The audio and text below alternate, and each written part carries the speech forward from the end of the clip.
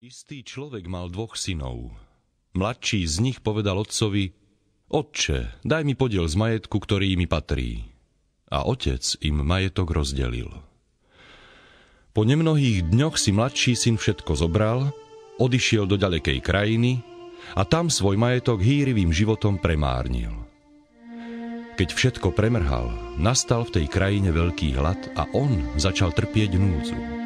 Išiel teda a uchytil sa u jedného občana tej krajiny. Ten ho poslal na svoje pole pásť svine.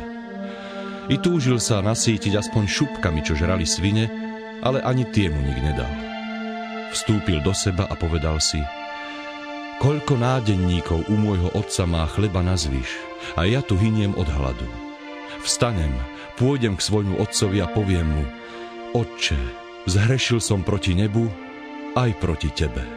Nie som viac hoden volať sa tvojim synom. Prijmi ma ako jedného zo svojich nádenníkov. I vstal a šiel k svojmu otcovi. Ešte bol ďaleko, keď ho otec uzrel. Zľutoval sa nad ním, pribehol k nemu, hodil sa mu okolo krku a vyboskával ho.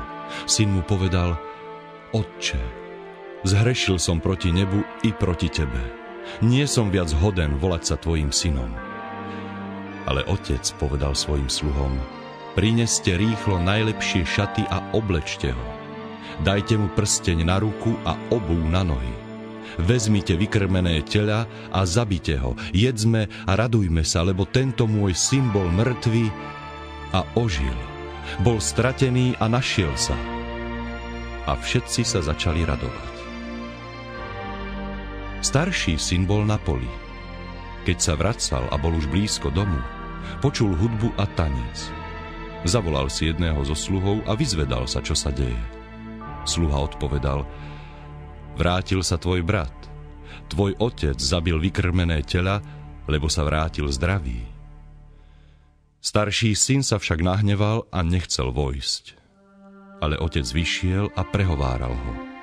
On však odpovedal otcovi: Pozri, toľko rokov ti slúžim. Nikdy som neprestúpil tvoj príkaz a mne si nikdy nedal ani kozliatko, aby som sa zabavil so svojimi priateľmi. No keď prišiel tento tvoj syn, ktorý ti premárnil tvoj majetok s neviestkami, pre neho si zabil vykrmené teľa.